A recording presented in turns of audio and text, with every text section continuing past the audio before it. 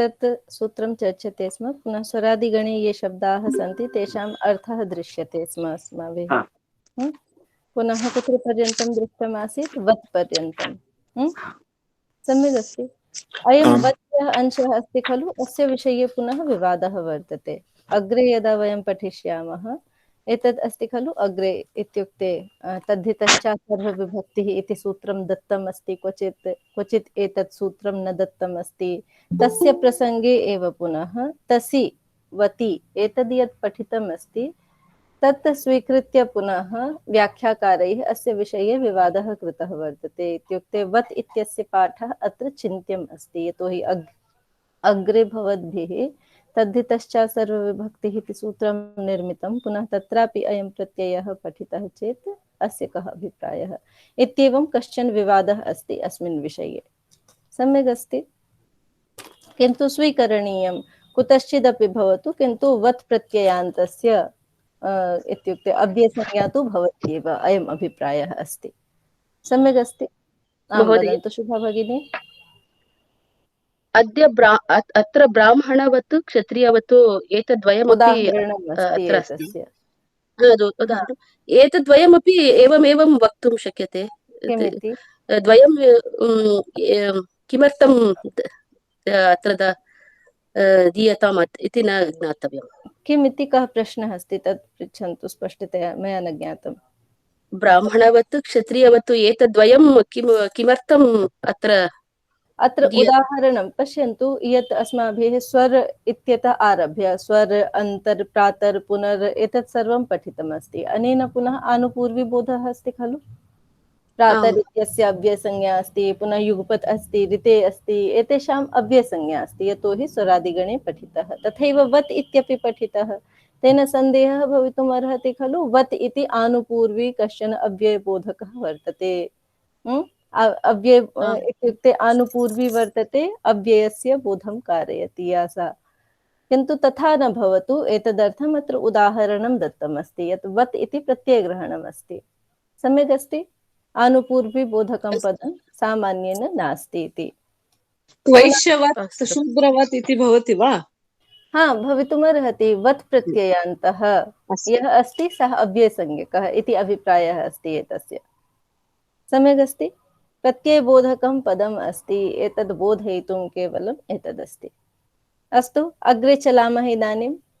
ततः परं कः शब्दः अस्ति अत्र? सना एतदस्ति खलु। कः शब्दः अस्ति वदतु? तना। वत् अनन्तरं सना अस्ति। सना इत्यस्य सर्वदा इत्यर्थे प्रयोगः भवति। कस्मिन् अर्थे प्रयोगः भवति? सना सर्वदा इत्यस्मिन् अर्थे प्रयोगः अस्ति अस्य। सम्यक् अस्ति। ततः परं कः शब्दः अस्ति? सनत्। सनत् इत्यपि समानार्थकः शब्दः अस्ति। क्षणमेकम्।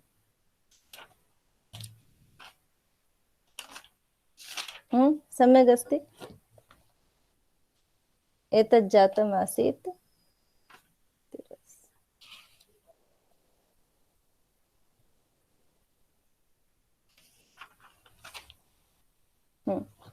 सना अस्ति खलु, पुनः सनत् अस्ति, द्वयोः समानः अर्थः।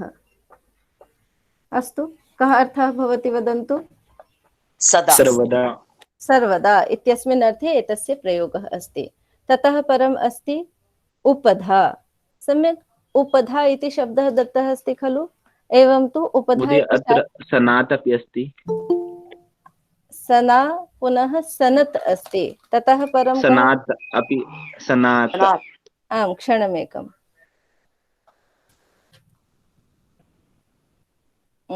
सना अस्ति, पुनः सनत् अस्ति, ततः परं सनात् अपि अस्ति। सनात् इत्यस्यापि समानार्थः अस्ति। सम्यक्।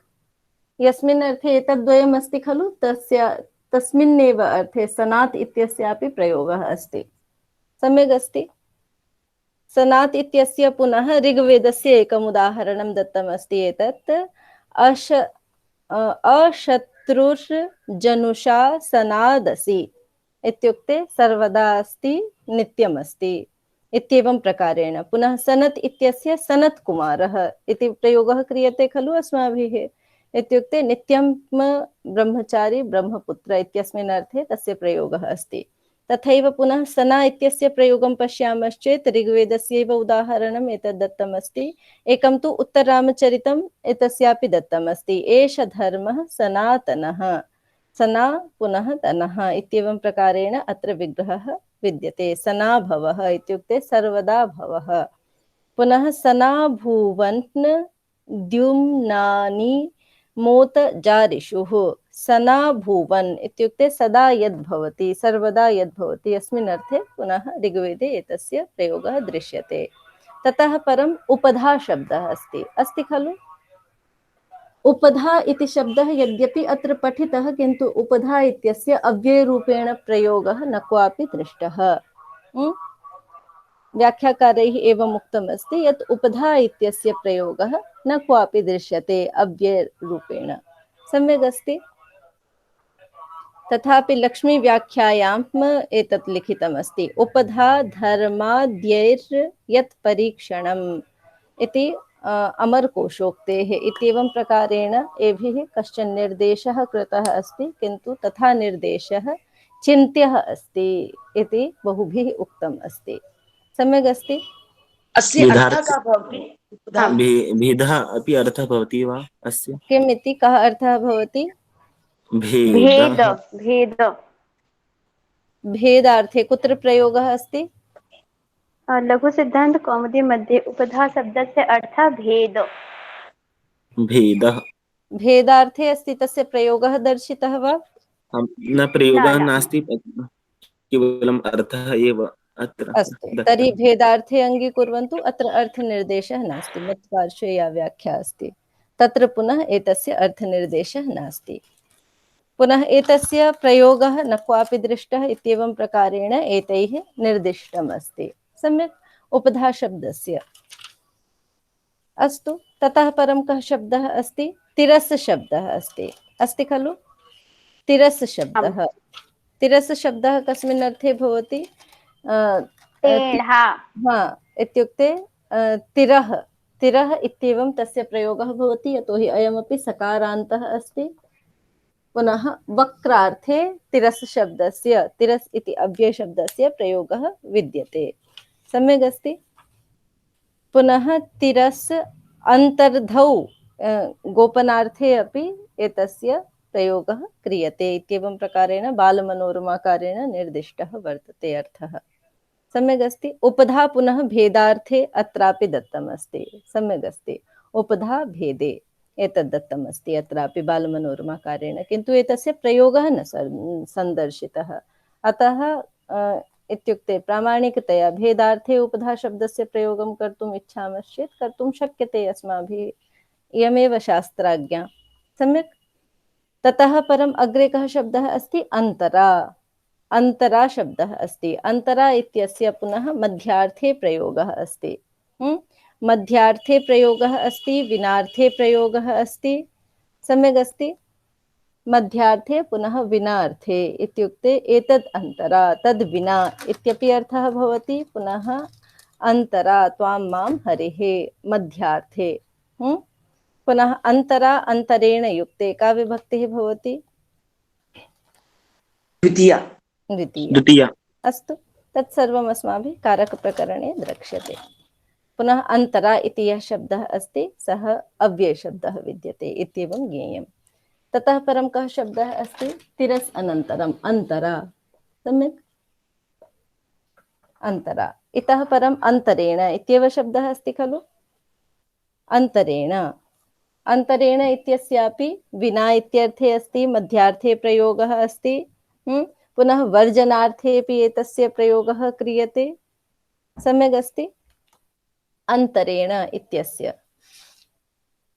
अस्तु, पुनः अन्तरेण इत्यस्य योगे अपि द्वितीया अस्ति। अग्रे चलामः इदानीम्। अन्तरेण युक्ते द्वितीया। पुनः एतस्य उदाहरणानि अपि बहूनि लभ्यन्ते। महाभाष्येऽपि एतस्य अस्ति। त्वां मां चान्तरेण कमण्डलुः मध्ये, मध्यार्थे एतस्य महाभाष्ये प्रयोगः अयं सन्दर्शितः अस्ति। सम्यक् अस्ति। पुनः अन्येपि प्रयोगाः यथा मुद्रा राक्षसेपि एतस्य प्रयोगः आगतः अस्ति, उत्तररामचरितम् इत्यत्रापि बहुत्र एतस्य प्रयोगः दृश्यते। ततः परं कः शब्दः अस्ति? ज्योक् शब्दः अस्ति। ज्योक् अस्ति खलु? अयं शब्दः अस्ति। दीर्घकालं यावत् अस्मिन् अर्थे एतस्य प्रयोगः अस्ति। दीर्घकालं यावत् ज्योक् शब्दस्य। पुनः एतस्य ऋग्वेदस्य प्रमाणं दत्तम् अस्ति अत्र ज्योक् च सूर्यदृशे। ज्योक् च सूर्यदृशे इत्युक्ते दीर्घकालं यावत् सूर्यदृशे इत्येवं प्रकारेण अस्य अर्थः अस्ति। पुनः छान्दोग्य उपनिषदि अपि एतस्य उदाहरणं सन्दर्शितम् अस्ति। वेदेषु अस्य प्रयोगः अस्ति, लोके एतस्य प्रयोगः न दृश्यते। अयम् अभिप्रायः। सम्यक् अस्ति? ज्योक् इत्यस्य कः अर्थः जातः? दीर्घकालः। ततः परं कः शब्दः अस्ति? कम्।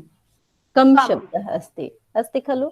एतत् पुनः जलस्य पर्यायभूतः। कम् जले, जलार्थे अस्ति। अम्बु जलं। सम्यक् अस्ति? पुनः कञ्जं कमलस्य कृते अस्ति खलु? आं वदन्तु। कम् शब्दस्य सुखार्थे अपि प्रयोगः दृश्यते वा? कं वारि मूर्ध निन्दा सुखेषु। आम् अस्ति। चतुर्षु अर्थेषु एतस्य निर्देशः अस्ति।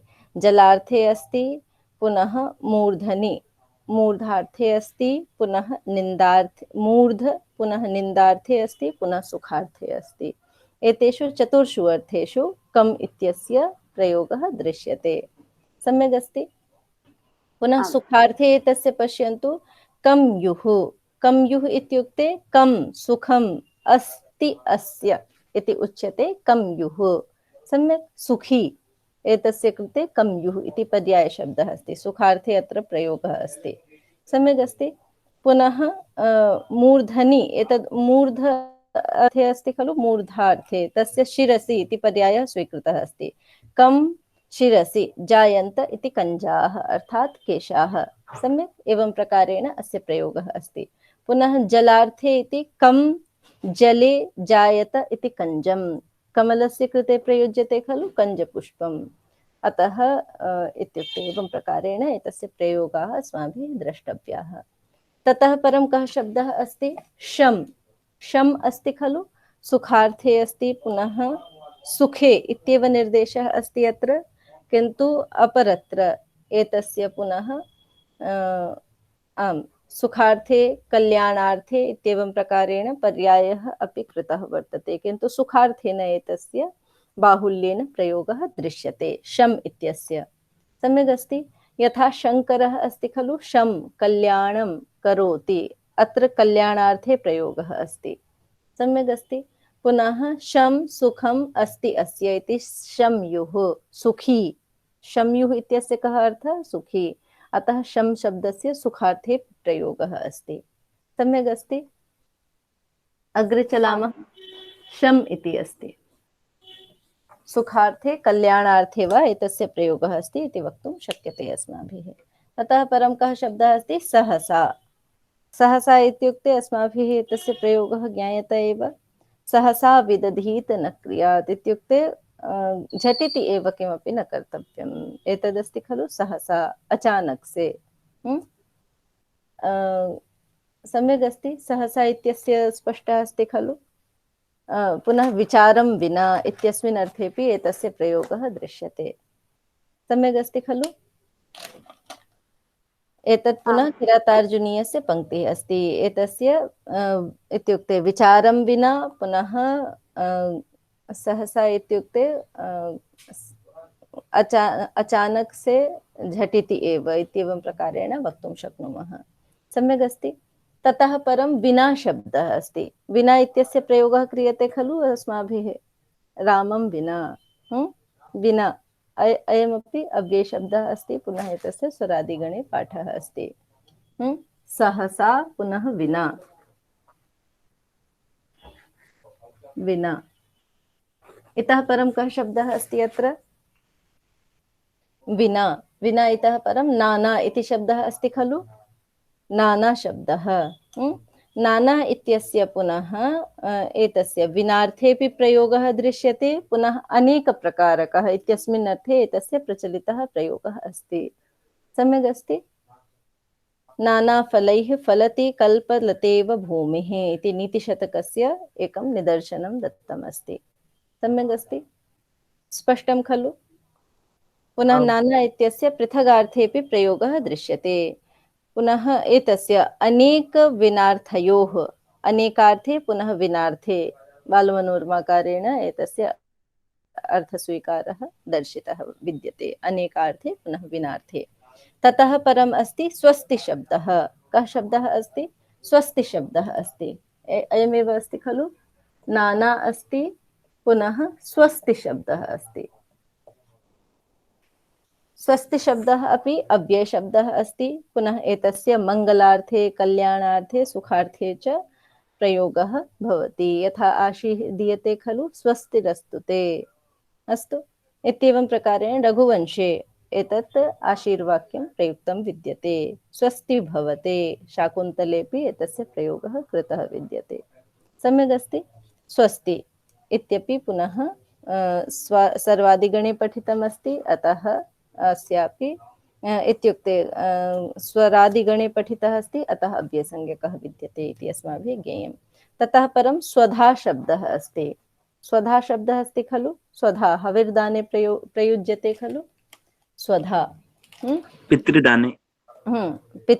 पितॄणां कृते यदा एतस्य पितृपक्षे श्राद्धः क्रियते चेत् स्वधा इत्यस्य प्रयोगः क्रियते। पुनः सामान्येन यज्ञकर्मणि स्वाहा इति प्रयुज्यते खलु, अत्र स्वधा इति शब्दः अस्ति। स्वधा इत्यस्य अव्ययसंज्ञा पुनः स्वरादिनिपातम् अव्ययम् अनेन अस्ति। सम्यक् अस्ति। स्वधा। इतः परं कः शब्दः अस्ति अत्र? अलम्। अलम् इति शब्दः अस्ति खलु। अलम शब्दः कस्मिन् अर्थे अस्ति? अलङ्कारार्थेऽपि अस्ति। पुनः एतस्य इत्युक्ते अलङ्कारार्थे अस्ति, पुनः पर्याप्त्यर्थे अस्ति, सामर्थ्यर्थे अस्ति। अलम शब्दस्य प्रयोगः अस्ति। एतस्य कृते पङ्क्तिः अत्र दत्ता अस्ति, भूषण पर्याप्ति शक्ति वारण निषेधेषु। सम्यक्, एतेषु अर्थेषु भूषणार्थे अस्ति, पर्याप्ति अर्थे अस्ति, शक्ति अर्थे अस्ति, वारणार्थे अस्ति, निषेधार्थे च वर्तते अलम शब्दः। सम्यक् अस्ति। अस्तु, एतस्य भूषणार्थे यथा प्रयोगः अत्र कृतः विद्यते नीतिश्लोके, वाण्येका समलङ्करोति पुरुषं या संस्कृता धार्यते। अलम करोति इति अस्ति खलु, अतः इत्युक्ते सुसज्जितं करोति इत्यर्थः अस्ति अत्र। पुनः सामर्थ्यार्थे रघुवंशे प्रयोगः अस्य दर्शितः अस्ति, तस्या लभेशा क्षुधितस्य तृप्त्यैः। तस्या भगिनी, आं वदन्तु। वर्णेका वो उक्तवती, तर्हि कस्मिन् ग्रन्थे एतस्य सूक्तिः वर्तते? नीतिश्लोके अस्ति, वाण्येका समलङ्करोति। सम्यक् अस्ति। अस्तु। पुनः इत्युक्ते निषेधार्थे रघुवंशे अस्य प्रयोगः अस्ति, अलम महीपाल तव श्रमेण इत्येवं प्रकारेण काचित् पङ्क्तिः अस्ति। तत्र पुनः निषेधार्थे अवरोधार्थे अलम शब्दस्य प्रयोगः अस्ति। इत्येवं प्रकारेण एतस्य अर्थः अस्माभिः ज्ञेयः। ततः परं कः शब्दः अस्ति? अलम इत्यनन्तरं वषट् शब्दः अस्ति। वषट् शब्दः अस्ति खलु। वषट् पुनः श्रौषट् वौषट् इत्यपि पठितम् अस्ति। अस्तु, पुनः वारण इत्यस्य अर्थः कः? वारण निवारणं क्रियते खलु। अस्तु, वारणं निवारणं समानः अर्थः अस्ति। सम्यक् अस्ति। वषट् अस्ति, श्रौषट् अस्ति, वौषट् अस्ति। पुनः एतस्यापि प्रयोगः देवतानां कृते हविर्दानाय क्रियते। यथा वषडस्तु तुभ्यं यजुर्वेदे एषा पङ्क्तिः अस्ति। पुनः ऐतरेय ब्राह्मणे ऋग्वेदे च एतस्य बहुधा एतेषां प्रयोगः अस्ति।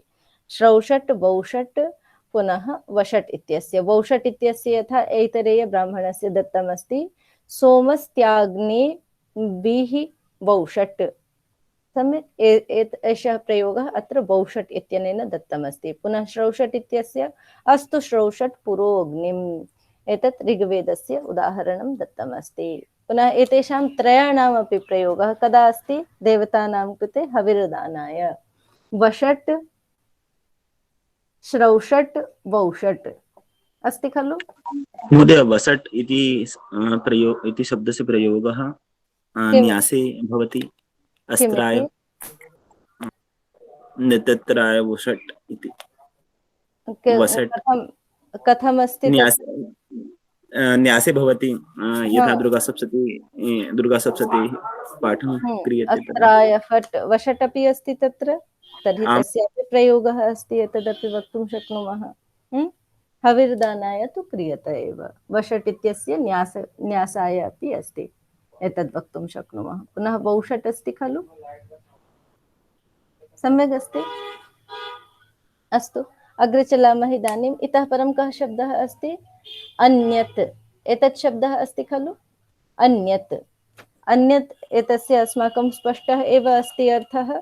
तद्विना एतद् भवति खलु, तद् अतिरिक्तम् एतस्मिन् अर्थे भवति खलु अन्यत् इत्यस्य प्रयोगः। अन्यः अथवा पुनः एतस्मिन् प्रयोगे पुनः एतद् अतिरिक्तम्, अस्मिन् प्रयोगे पुनः अन्यत् इत्यस्य प्रयोगः अस्ति। पुनः एतस्य सामान्यं गणरत्न इति पुस्तकस्य उदाहरणम् अत्र दत्तमस्ति। देवदत्त आयातो अन्यच्च यज्ञदत्तः, अपि च यज्ञदत्तः इत्येवं प्रकारेण अस्य प्रयोगः दृश्यते। सम्यक् अस्ति, वक्तुं शक्नुमः खलु अन्यत् इति। ततः अन्यार्थे इति सामान्येन निर्देशः अपि विद्यते तस्य। ततः परं कः शब्दः अस्ति? अस्ति इत्यर्थः। विद्यमानार्थे पुनः इत्युक्ते सक्तार्थे अस्ति शब्दस्य अस्ति इति अव्ययपदमपि विद्यते। विद्यमानता इत्यस्मिन् अर्थे अस्ति शब्दः अव्ययशब्दः अपि विद्यते। सम्यक् अस्ति। सत्तायाम् अन्यत् अस्ति पुनः अस्ति। अस्तु, सम्यक् अस्ति। अस्ति शब्दः अस्ति। ततः परं कः शब्दः अस्ति?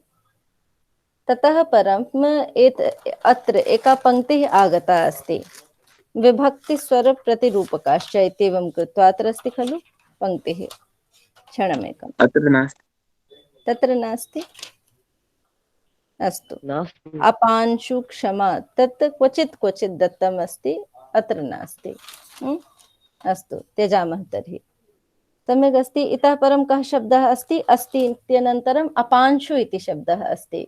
अपांशु उपांशु अस्ति। उपांशु अस्ति। हाँ, उपांशु अस्ति, अपांशु नास्ति, उपांशु अस्ति। सम्यक्, उपांशु। उपांशु अर्थात् एकान्ते। सम्यक्, उपांशु एतस्य अर्थः भवति एकान्तः, रहसि। सम्यक् अस्ति, उपांशु। इतः परं कः शब्दः अस्ति? उपांशु।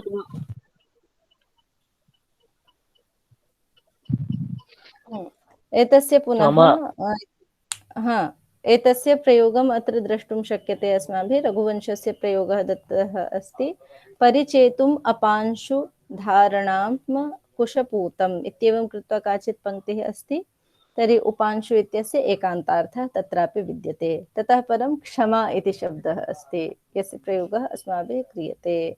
क्षमा करोतु भवान् इत्येवं प्रकारेण कश्चन प्रयोगः एतस्य कर्तुं शक्यते। प्रचलितः अर्थः यः अस्य अस्माभिः ज्ञायते स एव अर्थः अस्ति। सम्यक् अस्ति। क्षमा क्षान्तौ इत्येवं प्रकारेण अस्य निर्देशः अस्ति। ततः परं कः शब्दः अस्ति? विहायसा। एतदस्ति खलु अपांशु। उपांशु इतः परं क्षमा इति शब्दः अस्ति। ततः परं कः शब्दः अस्ति? विहायसा। विहायसा। विहायसा इत्यस्य अर्थः भवति आकाशः। विहायसा इति अव्ययशब्दस्य अर्थः अस्ति आकाशः। सम्यक्, एतस्य पुनः प्रयोगः अस्माभिः हेमचन्द्रव्याकरणे प्रायः एतस्य निदर्शनं दत्तमस्ति। एतत् विहायसा पश्य विहङ्गराजम् इत्युक्ते आकाशे पश्य विहङ्गराजम् इत्येवं प्रकारेण अस्य अर्थः अस्ति। सम्यक् अस्ति। विहायसा। इतः परं कः शब्दः अस्ति? दोषा दोषा। सम्यक्, दोषा इत्यस्य रात्रिः इत्यर्थः भवति। सम्यक्, रात्रि। दोषा शब्दस्य कः अर्थः? रात्रिः। रात्रौ दोषा शब्दस्य प्रयोगः क्रियते इत्येवम् अर्थनिर्देशः अस्ति। पुनः एतस्य इत्युक्ते महाभाष्येपि प्रयोगः अस्ति, दोषामन्यम् अहः।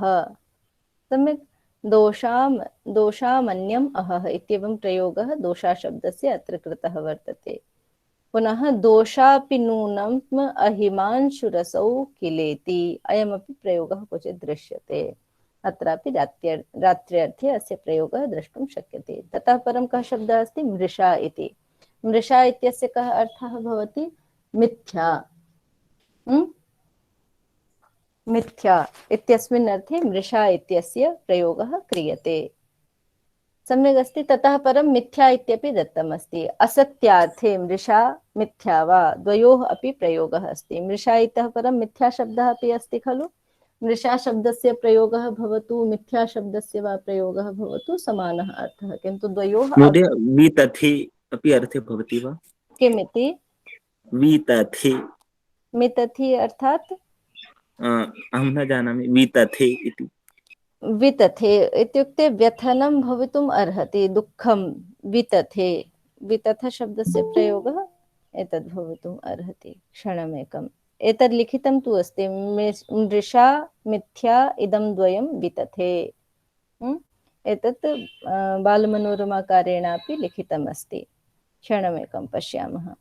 वितथे, वितथम् अर्थात् मिथ्या इत्ययमेव अर्थः अस्ति वितथम् इत्यस्यापि। अतः समानार्थकः शब्दः प्रयुक्तः अस्ति इति वक्तुं शक्नुमः।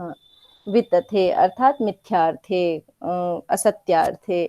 पर्याय शब्दः अस्ति, मृषा वदामः, मिथ्या वदामः, वितथं वदामः, समानः अर्थः अस्ति। सम्यक्, अतः इदं द्वयं वितथे इति अपरः शब्दः प्रयुक्तः विद्यते। किन्तु इत्युक्ते वितथ शब्दः भवतु अथवा मृषा शब्दः भवतु, द्वयोः कृते सरलः शब्दः मिथ्या अस्ति खलु, अस्माभिः ज्ञायते। अतः त्रयमपि शब्दत्रयमपि समानार्थकम् अस्ति इति अस्माभिः वक्तुं शक्यते। सम्यक् अस्ति। ततः परं कः शब्दः अस्ति? मुधा। मुधा इत्यस्य कः अर्थः भवति? व्यर्थे एव एतद् वदामः खलु, व्यर्थम् एव एतत् कार्यं क्रियते, तर्हि व्यर्थम् एव इत्यस्मिन् अर्थे मुधा इत्यस्य प्रयोगः क्रियते। सम्यक् अस्ति, मुधा। पुनः एतस्य वैराग्यशतकस्य उदाहरणं दत्तमस्ति। रात्रिः सैव पुनः स एव दिवसो मत्वा मुधा जन्तवः। इत्युक्ते व्यर्थम् एव जन्तवः इतस्ततः एतत् आमनन्ति। रात्रिः अपि सा एव भवति, पुनः दिवसः अपि स एव भवति, किन्तु तेषाम् आचरणं परिवर्तते, व्यर्थैव। सम्यक् अस्ति। व्यर्थम् एव इत्यस्मिन् अर्थे मुधा शब्दस्य प्रयोगः। ततः परं पुरा शब्दः अस्ति। पुरा इत्यस्य प्राचीनकालार्थे प्रयोगः अस्ति खलु। पुरा, पुरा अविरते, चिरातीते, पुनः भविष्यदासन्ने च। एतस्य इत्युक्ते त्रिषु अर्थेषु पुरा शब्दस्य प्रयोगः अस्ति। प्राचीनकाले यः कालः व्यतीतः तस्मिन् अर्थेपि अस्ति, पुनः निकटभविष्यकालेपि अस्ति। एतस्य उदाहरणम् अस्माभिः द्रष्टुं शक्यते। आलोके ते निपतति पुरा सा बलिव्याकुला वा। एतद् मेघदूतस्य इयं पङ्क्तिः अस्ति। अत्र पुनः निकटभविष्यकाले एतस्य प्रयोगः अस्ति पुरा इत्यस्य। सम्यक् अस्ति। पुनः प्रबन्ध क्रिया सातत्येपि एतस्य प्रयोगः दृश्यते। यथा गणरत्नस्य उदाहरणं दत्तमस्ति, उपाध्यायेन स्म पुराधीयते इत्युक्ते पुनः पुनः अधीयते इत्येवं प्रकारेण अत्र प्रयोगः क्रिया सातत्यार्थे अस्य प्रयोगः अस्ति। क्रियायाः वारं वारम् आवृत्तिः। सम्यक्, पुरा शब्दः अस्ति। प्रचलितः कः अर्थः अस्य? प्राचीनकाले इति अस्माभिः ज्ञायते खलु, प्रचलितार्थः पुरा। सम्यक्। ततः परं मिथः शब्दः अस्ति। मिथो एतद् अस्ति खलु। मिथो, पुरा अस्ति पुनः मिथो। मिथो इत्यस्य कः अर्थः? मिथो। मिथो इत्येव पाठः अस्ति। अस्यापि एकान्ते इत्यस्मिन् अर्थेऽपि प्रयुज्यते अयं, पुनः परस्परम् इत्यस्मिन् अर्थेऽपि मिथो इति प्रयोगः क्रियते। सम्यक् अस्ति। आम्, एतस्य पुनः वार्तिकसूत्रे अपि आयाति अयं वदन्तु शब्दः वदन्तु। वर्णोरमितः सावरणीयम् इति। मिथः सावर्ण्यं वाच्यं, परस्परं सावर्ण्यं वाच्यं। पुनः आम्, शब्दकौस्तुभेऽपि एतद् दत्तमस्ति, मन्त्रयन्ते मिथो। मन्त्रयन्ते मिथो अथवा अर्थात् परस्परम्। एकान्तार्थेऽपि एतस्य प्रयोगः अस्ति, पुनः परस्परार्थे एतस्य व्याकरणे प्रयोगः अस्माभिः दृश्यते। सम्यक् अस्ति। इतः परं पुनः मिथस् शब्दः अस्ति। सः मिथः यः अस्ति खलु, मिथो इति भिन्नः ओकारान्तः शब्दः एव अस्ति। पुनः मिथस् शब्दः अग्रे यः पठितः तस्य पुनः मिथः इति प्रयोगः क्रियते। सम्यक् अस्ति। इतः परं गणे पश्यन्तु, मिथस् इति पठितः खलु, मिथो इत्यपि आनुपूर्वी अस्ति, पुनः मिथस् इत्यपि अस्ति। मिथस् इत्यस्य पुनः सकारान्तत्वात् सुप्रत्ययः, तस्य लुक्, पुनः सकारस्य ऋत्वविसर्गः। मिथः इति प्रयोगः क्रियते खलु। मिथः सावर्ण्यं वाच्यम्, अस्य प्रयोगः अस्ति तत्र। सम्यक्। पुनः मिथो इति भिन्नः, मिथो इति आनुपूर्वी प्रयोगः एव अस्ति। सम्यक्। पुनः द्वयोः अर्थः समानः अस्ति। मिथस् इत्यस्यापि पुनः मिथस् इत्यस्य केवलं परस्परार्थे प्रयोगः अस्ति, पुनः मिथो इत्यस्य एकान्तार्थेऽपि प्रयोगः अस्ति, परस्परार्थेऽपि प्रयोगः दृश्यते। अस्तु, सम्यक् अस्ति। यथा एतद् यद् उदाहरणम् इदानीम् उक्तं, मन्त्रयन्ते मिथो, एतस्य पुनः परस्परार्थे इति प्रयोगः अपि कर्तुं शक्यते, पुनः एकान्ते मन्त्रणा क्रियते इत्यपि वक्तुं शक्नुमः खलु। परस्परम् एकान्ते मन्त्रणा क्रियते तदपि वक्तुं शक्नुमः। अस्तु, सम्यक् अस्ति। तर्हि मिथो इत्यपि भिन्नम् अव्ययपदम् अस्ति, पुनः मिथस् इति अस्ति, तस्य मिथः इति प्रयोगः क्रियते। ततः परं प्रायस् शब्दः अस्ति। प्रायस् शब्दः अस्ति। प्रायस् इत्यस्य कथं प्रयोगः क्रियते? प्रायः क्रियते खलु। प्रायस् सकारस्य ऋत्वविसर्गः तत्रापि भवति, पुनः प्रायः एवं। पुनः सम्भवतः इत्यस्मिन् अर्थे, पुनः इत्युक्ते बहुवारम् इत्यस्मिन् अर्थेऽपि प्रायः एतस्य प्रयोगः दृश्यते। बाहुल्ये इति दत्तमस्ति सामान्येन, किन्तु सम्भावनार्थेऽपि प्रायः एतस्य प्रयोगः भवत्येव। अस्माभिः एतस्य प्रयोगः ज्ञायते। प्रायस् शब्दः अस्ति, अस्य प्रायः इति प्रयोगः क्रियते।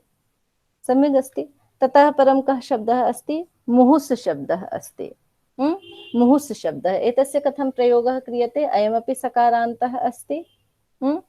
मुहुस्, मुहुः इति प्रयोगः क्रियते खलु। मुहुस् सकारः अस्ति, अस्यापि विसर्गः मुहुः। सम्यक् अस्ति। मुहुः एतस्य पुनः इत्युक्ते वारं वारम् इत्यस्मिन् अर्थे प्रयोगः भवति। मुहुर्मुहुः एषः प्रयोगः अस्माभिः ज्ञायते। वारं वारम् इत्यस्मिन् अर्थे मुहुस् इत्यस्य प्रयोगः अस्ति। पुनरर्थे पुनः मुहुः समानार्थकः शब्दः इति अस्माभिः वक्तुं शक्यते। अस्तु महोदय, आं वदन्तु। अत्र अर्थवत्वात् प्रातिपदिकसंज्ञा क्रियते। अर्थवत्वात् एव क्रियते। सम्यक् अस्ति। आम्, यतोहि एतत् गणे पठितः अस्ति खलु, अतः अर्थवान् अस्ति इति कल्पना क्रियते। पुनः एतस्य अर्थनिर्देशः अपि विद्यते एव। एषः अर्थः एव चर्च्यमानः खलु अस्माभिः, अर्थवत्वात् एव एतस्य प्रातिपदिकसंज्ञा क्रियते। सम्यक् अस्ति। आम्, ततः परं पुनः कः शब्दः अस्ति? प्रवाहुकम्। प्रवाहुकम् एतदस्ति खलु, ऊर्ध्वार्थे पुनः समानकाले एतस्य प्रयोगः अस्ति। समानकाले पुनः ऊर्ध्वार्थे एतस्य प्रयोगः अस्ति प्रवाहुकम् इत्यस्य। एतस्य प्रयोगः अल्पं दृश्यते अस्माभिः, इत्युक्ते अध्ययनकाले केनचित् श्रुतमस्ति न वा, किन्तु एतस्य प्रयोगः अस्ति प्रवाहुकम्। गणरत्नस्यैव अत्रापि पङ्क्तिः दत्ता अस्ति, पुनः कण्ठकसंहिता एका अस्ति, तत्र एतस्य प्रयोगः दृश्यते। सम्यक् अस्ति। अपरिचितः ग्रन्थः अस्ति। पुनः एतस्य अग्रे प्रवाहिका इत्यपि शब्दः अस्ति, अत्रैव पठितः। प्रवाहुकं प्रवाहिका द्वयोः पुनः समानः एव अर्थः अस्ति। कः अर्थः अस्ति? तस्मिन्नेव समये समानकाले पुनः ऊर्ध्वार्थे अस्यापि प्रयोगः अस्ति। प्रवाहिका एतदस्ति। इतः परं कः शब्दः अस्ति? आर्यहलम् एतदस्ति खलु। आर्यहलम्, आर्यहलम् एतस्य बलपूर्वकम् इत्यस्मिन् अर्थे प्रयोगः अस्ति। आर्यहलम्, आर्यहलम् बलपूर्वकम् इत्ययम् अर्थः अस्ति। पुनः अभीक्ष्णम्, अभीक्ष्णम् एतदस्ति वारं वारं पुनः पुनः इत्यस्मिन् अर्थे अभीक्ष्ण शब्दः अस्ति। अभीक्ष्णम् तस्यैव पुनः आभीक्ष्णे इत्येवं प्रयोगः क्रियते। अभीक्ष्णस्य भावः आभीक्ष्ण्य इत्येवं प्रयोगः निर्मीयते पुनः। सम्यक् अस्ति। अभीक्ष्णं वारं वारं पुनः पुनः। ततः परं कः शब्दः अस्ति? अभीक्ष्णं साकं साकम् इत्यस्य प्रयोगः अस्माभिः ज्ञायते खलु। तेन साकं गच्छति, तेन सह गच्छति, सहार्थे साकम् इत्यस्यापि प्रयोगः अस्ति। ततः परं सार्धम् इति शब्दः अस्ति। सार्धम् इत्यपि समानार्थकः। साकं सार्धं वा वदामः, समानार्थकः शब्दः अस्ति। सम्यक् अस्ति। पुनः अनयोः योगे तृतीया विभक्तिः भवति, सह युक्ते अप्रधाने अनेन। सम्यक् अस्ति। यतोहि सः शब्दः न गृह्यते, सहार्थः गृह्यते तत्र। अतः साकं सार्धम् अनयोः योगेपि तृतीया विभक्तिः भवति। सम्यक् अस्ति। अग्रे चलामः इदानीं। ततः परं पुनः नमस् शब्दः अस्ति। नमः, नमः इति शब्दः प्रयुज्यते खलु अस्माभिः, सः अपि अव्ययशब्दः अस्ति। नमस् इति शब्दः अस्ति, तस्य पुनः अव्ययसंज्ञा अस्ति स्वरादिगणपाठकारणात्। पुनः नमः इत्यस्य योगे का विभक्तिः भवति? चतुर्थी। सम्यक् अस्ति। नमः स्वस्ति स्वाहा अलं वषड्योगाच्च एतदस्ति खलु। पुनः नमस्कारार्थे एव नमः इत्यस्य प्रयोगः अस्ति, स एव शब्दः। ततः परं हिरुक् शब्दः अस्ति। कः शब्दः अस्ति? हिरुक्। हिरुक् इत्यस्य विनार्थे समीपार्थे प्रयोगः दृश्यते, वर्जनार्थेपि प्रयोगः दृश्यते। सम्यक्। वर्जनार्थे एतस्य प्रयोगः प्रचलितः वर्तते। पुनः एतस्य इत्युक्ते विनार्थे समीपार्थेपि क्वचित् क्वचित् प्रयोगः दर्शितः विद्यते। आं वदन्तु। अलका भगिनी वदन्ति किम्? भुवाद्वयो धातवः इति एकं सूत्रमासीत्, तदा एतस्य किञ्चित् उदाहरणं दत्तवती। एतस्य इत्युक्ते तत् अहं न जानामि। मुखात् निर्गतं, किन्तु एतन्नासीत्। वस्तुतः तद् भू शब्दः आसीत्। न भुवाद्वयो, भुवाद्वयो वा किमपि उक्तवती मया स्मर्यते। तत्र अयं विषयः आसीत्, भू प्रभृति भवतु, पुनः वा सदृशः अथवा अर्थात् क्रियावाचकः अपि। भूसदृशः इत्युक्ते भू सत्तायाम् एधवृद्धौ एते ये पठिताः धातुपाठे। पुनः वा सदृशः इत्युक्ते क्रियावाचकः अपि भवतु। तर्हि भू इति भूमिवाचकः, भूमेः पर्यायवाचकः शब्दः यः भू भवति, पृथिव्याः पर्यायः, तस्य चर्चा कृता आसीत्। हिरुक् इत्यस्य तत्र प्रसङ्गः नासीत्, तत् उक्तं किन्तु तत् पुनः निवारितम् आसीत्। मयापि स्मर्यते सः प्रसङ्गः अस्ति तत्र। वस्तुतः उदाहरणं भू प्रभृतिषु अस्ति, किन्तु वा सदृशः नास्ति। क्रियावाचकः पृथिव्याः यः पर्यायशब्दः सः क्रियावाचकः नास्ति, अतः तस्य धातुसंज्ञा नास्ति। द्वयमपि अपेक्षितमस्ति, एकेनैव कार्यं न चलति। महोदय, नमः इति शब्दस्य अर्थः वैयाकरणभूषणसारे दत्तं। कः अर्थः? अपकृष्टज्ञानबोधनानुकूलो व्यापारः स्वरादि पठित नमः शब्दार्थः इति। पुनः वदन्तु। अपकृष्टत्व ज्ञानबोधनानुकूलो व्यापारः स्वरादि पठित नमः शब्दार्थः इति। पश्यन्तु, अत्र कश्चनापि विशेषः नास्ति। एतदुक्तं खलु, अपकृष्टार्थ प्रकारक ज्ञानानुकूलो व्यापारः इत्युक्ते वयं कञ्चन नमस्कारं वदामः, नमः इत्येवं शिरसि अधःकरणव्यापारः, शरीरस्य कश्चन व्यापारः भवति, तर्हि अस्माकम् अभिप्रायः कः भवति तत्र? भवान् मदपेक्षया ज्येष्ठः अस्ति इत्येव सूचयितुं नमस्कारः क्रियते खलु। तदेव अत्र उक्तम् अस्ति, अपकृष्टार्थप्रकारकबोधानुकूलः व्यापारः इत्युक्ते अहं भवदपेक्षया अपकृष्टः अस्मि, भवान् मदपेक्षया उत्कृष्टः अस्ति। एतद् अनुकूलः यः व्यापारः अस्ति, एतद् बोधयितुं यः व्यापारः क्रियते स एव नमः शब्दार्थः अस्ति। सम्यक्, नमस्कारस्य स एव अभिप्रायः। पुनः द्वितीयः यः अंशः दत्तः अस्ति सः तु स्वरादिगणपठितत्वम् इत्युक्ते स्वरादिगणे सः पठितः अस्ति, अयमपि तस्य कश्चन अर्थः तत्र निर्दिष्टः। एषः उच्यते पुनः परिष्कारः। सम्यक्, तत्र विशेष आं वदन्तु। मित्रेण सह अपि नमो नमः इति क्रियते। हाँ, मित्रेण सह अपि क्रियते, नमो नमः इति क्रियते, अस्माभिः व्यवहारवशात् क्रियते, किन्तु नमस्कारः कदा क्रियते? यदि कश्चन मदपेक्षया श्रेष्ठः नास्ति, इत्युक्ते अहं समादरं यच्छामि, एतदेव अस्ति खलु नमस्कारकरणस्य अभिप्रायः। मया समादरः दीयमानः अस्ति, समादरः कस्य क्रियते? ज्येष्ठस्य, श्रेष्ठस्य। तत् स्वीकृत्य पुनः एवम् अर्थः अत्र कश्चन परिष्कृतः विद्यते तस्य। सम्यक् अस्ति। अपकृष्टः इत्युक्ते निकृष्टः न, अहं हीनः इति न। भवान् ज्येष्ठः अस्ति, भवान् सुयोग्यः अस्ति, अहं भवतः समादरं करोमि इत्येवम् अभिप्रायः भवति तत्र। सम्यक् अस्ति। पुनः शुभा भगिनी किं वदन्ति? एतत् पङ्क्तिः कुत्र अस्ति इति न ज्ञातं। तत् पङ्क्तिः कुत्र अस्ति शिवांशुजी? वैयाकरणभूषण सार इति ग्रन्थे। अस्तु, भूषणसारे अस्ति। भूषणसारेऽपि कस्मिन् प्रकरणे दत्तम् अस्ति? अहं तु काव्यप्रकाशे एव व्याख्यायाम् अस्य। अस्तु, काव्यप्रकाशे अस्ति, तस्य मूलपङ्क्तौ अपि द्रष्टुं शक्नुमः, चिन्ता नास्ति। अस्तु, सम्यक् अस्ति। पुनः अग्रे चलामः। इतः परं नमस् शब्दानन्तरं पुनः कः शब्दः अस्ति? हिरुक् शब्दः अस्ति। हिरुक् इत्यस्य वर्जनार्थे प्रयोगः। भगिनी, आं वदन्तु। शिवास भ्राता अहं वदामि, तस्य चित्रं स्वीकृत्य ग्रूप् मध्ये प्रेषयतु। प्रेषयिष्यन्ति शिवांशजी? आम्। अस्तु अस्तु। पुनः हिरुक् इति शब्दः अस्ति। हिरुक् इत्यस्य पुनः वर्जनार्थे प्रयोगः दृश्यते। सम्यक् अस्ति।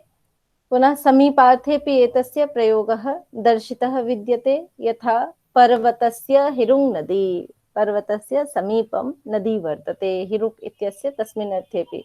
तिरोहितार्थेऽपि प्रयोगः दर्शितः अस्ति। पुनः अमरकोशे एतस्य अर्थनिर्देशः अस्ति, पृथग् विना अन्तरेण तेर् हिरुक् नाना च वर्जने इत्येवं प्रकारेण अमरकोशस्य पङ्क्तिः अस्ति।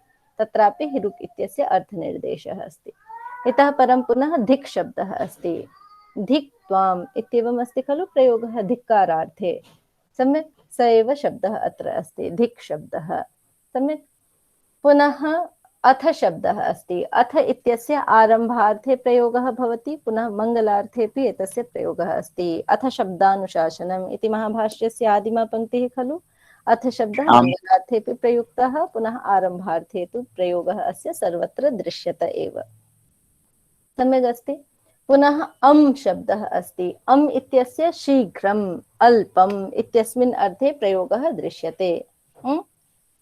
धिक् अथ पुनः अम् अल्पार्थे च अस्य प्रयोगः दृश्यते, किन्तु एतस्य प्रयोगः इदानीं लब्धं नास्ति। अर्थनिर्देशः तु दृश्यते, प्रयोगः न दृष्टः।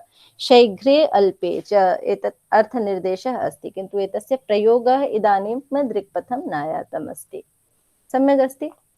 ततः परं पुनः आम् शब्दः अस्ति। आम् अस्ति खलु, आम् एतदस्माभिः प्रतिनित्यम् उच्यते। आम् अयं शब्दः अपि अव्ययशब्दः अस्ति, स्वरादिगणे पठितः अस्ति। सम्यक्। अङ्गीकारार्थे आम्, अङ्गीकारः। पुनः प्रतां शब्दः अस्ति। यद्यपि बहवः शब्दाः न लिखिताः, चिन्ता नास्ति, भवतां पार्श्वे पुस्तकम् अस्ति, तत् द्रष्टुं शक्नुवन्ति। पुनः प्रतां शब्दः अस्ति। प्रतां शब्दस्य अर्थः भवति ग्लानिः। ग्लानिः अस्मिन् अर्थे पुनः प्रताम् इति शब्दः प्रयुज्यते।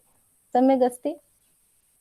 पुनः एतस्य इत्युक्ते प्रताम शब्दपूर्वक तमु धातुः क्विप् प्रत्ययः इत्येवं कश्चन अस्य इत्युक्ते काचित् प्रक्रिया अपि एतस्य प्रकल्पिता विद्यते, पुनः एतस्यापि पाठः चिन्त्यः इत्येवं वदन्ति। प्रशान्त नकारान्त प्रतान् इति नकारान्तनिर्देशः भवतु मास्तु वा किमपि चर्चितम् अस्ति एवं प्रताम् इत्यस्य विषये। ततः परं प्रशान शब्दः अस्ति। प्रशान शब्दः सादृश्यार्थे अस्ति, समानार्थे तुल्यार्थे वा अस्ति। सम्यक् अस्ति प्रशान शब्दः। पुनः प्रताप्म ग्लान्यर्थे प्रशान इति तुल्य सादृश्य समानार्थे पुनः प्रशान इत्यस्य यः अर्थः स एव अर्थः पुनः इतः परं प्रतान इत्यपि पठितम् अस्ति क्वचित्। भवतां पुस्तकेषु अपि पठितं खलु, प्रशाम इतः परं प्रतान इति नकारान्तः पाठः विद्यते। प्रतान इति तत्रापि समानार्थः अस्ति। प्रशान प्रताम तुल्यार्थे सादृश्यार्थे एतस्य प्रयोगः अस्ति। विस्तारार्थे च। विस्तारार्थे। अस्तु, विस्तारार्थे च एतस्य प्रयोगः अस्ति इति वक्तुं शक्नुमः। अस्तु, ततः परं कः शब्दः अस्ति? मा अस्ति, पुनः माङ् अस्ति। मा इत्यस्य निषेधार्थे अस्ति, पुनः माङ् इत्यपि निषेधार्थे एव भवति। सम्यक् अस्ति। माङ् इत्यस्यापि पुनः मा इत्येवमेव प्रयोगः क्रियते, किन्तु तत्र ङकारस्य इति संज्ञा प्रकल्पिता विद्यते। अस्तु, मा पुनः माङ् उभयत्र मा एव अवशिष्टम् अस्ति। अस्तु, सम्यक् अस्ति। माङ् इत्यत्र ङकारस्य इति संज्ञा अस्ति, मा इत्येव अवशिष्टम्। अत्रैव पुनः अयं गणः समाप्यते, स्वरादिगणः। ततः परं किं लिखितमस्ति? आकृतिगणोऽयम्। अस्तु, आकृतिगणः इत्यस्य कः अभिप्रायः भवति? आकृत्या गण्यते बोध्यते यः स आकृतिगणः उच्यते खलु। पुनः अत्र का आकृतिः स्वीकार्या चेत् इत्युक्ते अव्ययकार्यं येषु दृश्यते, येषु शब्देषु अव्ययकार्यं दृश्यते, किन्तु तस्य अत्र पाठः नास्ति। यथा केचन कानिचन उदाहरणानि अपि सङ्कलितानि सन्ति बहुत्र। आकृत्या के गृह्यन्ते, एतस्य कृते अत्र दत्तम् अस्ति समम्। समम् इत्यस्यापि इत्युक्ते प्रयोगः क्रियते खलु सहार्थे। समम् इत्यस्य पुनः स्वरादिगणे एतस्य पाठः नास्ति। समम् इत्यस्य पाठः नास्ति, अतः समम् इत्यपि तत्र स्वीकार्यः। स्वरादिगणपठितत्वात् पुनः तस्यापि अव्ययसंज्ञा, यतोहि अयं गणः आकृतिगणः अस्ति। समम् अस्ति, पुनः सपदि अस्ति। समं शब्दः सहार्थे प्रयुज्यते, पुनः सपदि शब्दः अस्ति खलु। सपदि शीघ्रमेव अस्मिन् अर्थे सपदि परम वैभवम् एतदस्ति खलु, एतत् संस्कृतभारत्याः एकस्मिन् गीते। अस्तु, सपदि शब्दः अपि प्रयुज्यते अव्ययरूपेण, किन्तु अत्र पाठः नास्ति। तथापि एतस्य अङ्गीकारः करणीयः, यतोहि अयं गणः कीदृशः अस्ति? आकृतिगणः अस्ति। तथैव भूयस्, भूयः इति प्रयोगः क्रियते खलु पुनः इत्यस्मिन् अर्थे, भूयः। सम्यक्, तस्यापि पुनः अत्र स्वीकारः कार्यः। बहवः शब्दाः सन्ति। आं वदन्तु वदन्तु शुभा भगिनी। सपदि इत्युक्ते सहार्थे एव। सपदि इत्युक्ते शीघ्रं सहार्थे एव। तत् क्षणं न सहार्थे समम् अस्ति इत्युक्ते सहार्थे एतदस्ति। सम्यक्, पुनः सपदि इत्यस्य शीघ्रं, सहार्थे समम्। शीघ्रमेव, पुनः अकस्मात् तत्क्षणम् इत्येवं वक्तुं शक्नुमः। सम्यक्, एतस्मिन् अर्थे सपदि इत्यस्य प्रयोगः दृश्यते। पुनः भूयस् अस्ति, पुनः अर्थे अस्ति खलु, पुनः पुनः भूयः, एतस्यापि प्रयोगः क्रियते। पुनः साक्षात्। आं वदन्तु अलका भगिनी। अस्माकं पुस्तके च वा ह एतत् पश्यन्तु, एते ये शब्दाः सन्ति एते पुस्तके न सन्ति। एतत् किमर्थं गृह्यते? आकृतिगणोऽयम् इति यद् उक्तं खलु, तद् बलेन एते शब्दाः स्वरादिगणे स्वीक्रियन्ते। सम्यक् अस्ति। पुनः अग्रे यत् दत्तमस्ति खलु च वा ह, स भिन्नः गणः अस्ति, चादिगणः अस्ति। सम्यक् अस्ति। अग्रे एतदुक्तम् अस्ति खलु स्वरादिनिपातम् अव्ययम्, तस्यापि चर्चा करिष्यते। निपातानां पुनः अग्रे चर्चा आरब्धा अस्ति। स्वरादिगणस्य अत्रैव चर्चा विरम्यते। सम्यक् अस्ति। पुनः भूयस् शब्दः अस्ति, तथैव साक्षात्, वरं, पुनः उषा, प्रकामम्, एते शब्दाः अत्र अस्माभिः अङ्गीकर्तुं शक्याः। अहं काञ्चन लिखामि, 10 शब्दाः एकत्रीकृताः सन्ति। भूयस् शब्दः अस्ति, पुनः साक्षात् शब्दः अस्ति। साक्षात् इत्यस्यापि प्रयोगः क्रियते खलु, साक्षात् तेन सह मिलितं मया, एवं प्रयोगः क्रियते खलु। साक्षात् इत्यस्यापि कोऽपि पाठः नास्ति, किन्तु आकृतिगणत्वात् अयमपि अव्ययशब्दः अस्ति इति स्वीक्रियते स्वरादिगणे अङ्गीकारेण। सम्यक् अस्ति। पुनः उषा शब्दः अस्ति, उषा शब्दस्य प्रयोगः क्रियते खलु, उषा समायाता दिवार्थे, इत्युक्ते रात्रेः यदा अन्त भवति तदानीं यः कालः समायाति उषाकालः, सः अपि पुनः अव्ययशब्दः अङ्गीक्रियते, यतोहि तस्य रूपाणि न दृश्यन्ते। पुनः प्रकामं, प्रकामं यथेच्छम् इत्यस्मिन् अर्थे प्रकामम् इत्यस्य प्रयोगः अस्ति। अस्तु, एतस्यापि अङ्गीकारः क्रियते अत्र। प्रकामं यथेच्छं, यावद् इच्छा अस्ति इत्यस्मिन् अर्थे प्रकामम् इत्यस्य प्रयोगः अस्ति। पुनः अवश्यम्, अवश्यमेव, अयं प्रयोगः यः क्रियते सः अपि आकृतिगणत्वात् अस्मिन्नेव स्वीक्रियते। पुनः आम् इत्यस्य स्थाने कदाचित् ओम् इत्यपि उच्यते खलु, सः अपि अत्रैव स्वीक्रियते। पुनः अजस्रम्, अजस्रं निरन्तरम्। आं वदन्तु सुमा भगिनी। तदेव ओम्, तद् अस्माकं किं मीटिङ्ग्स् भवति खलु, तदा सर्वेषाम् अङ्गीकारः अस्ति वा ओम् इति वदन्तु इति। तदेव, पुनः तस्यापि अस्माभिः प्रयोगः क्रियते, किन्तु स्वरादिगणे पाठः तु नास्ति, अतः स्वरादिगणे तस्य अङ्गीकारः करणीयः। सम्यक् अस्ति। एतावता स्पष्टमस्ति। पुनः चादिगणं श्वः चर्चयामः। सम्यक् अस्ति। चादिगणस्य चर्चा श्वः करिष्यते। पुनः पश्यन्तु, निपातानां चर्चा पूर्वमपि कृता अस्ति, किन्तु एतत् तत्र प्रादिगणः तु दत्तः अस्ति, चादयो सत्त्वे प्रादयः, एतद्वयं सूत्रद्वयम् आसीत् खलु तदानीं निपातसंज्ञाविधायकं। तत्र प्रादिगणः तु मूले दत्तः आसीत्, किन्तु चादिगणः तत्र न दत्तः आसीत् मूले, अतः चादिगणस्य पाठः इदानीं कृतः विद्यते। सम्यक् अस्ति। अस्तु इदानीं महोदय। प्रश्नाः सन्ति चेत् प्रष्टुं शक्नुवन्ति, नो चेत् अत्रैव विरमामः। वदन्तु। इति उदाहरणं किमिति?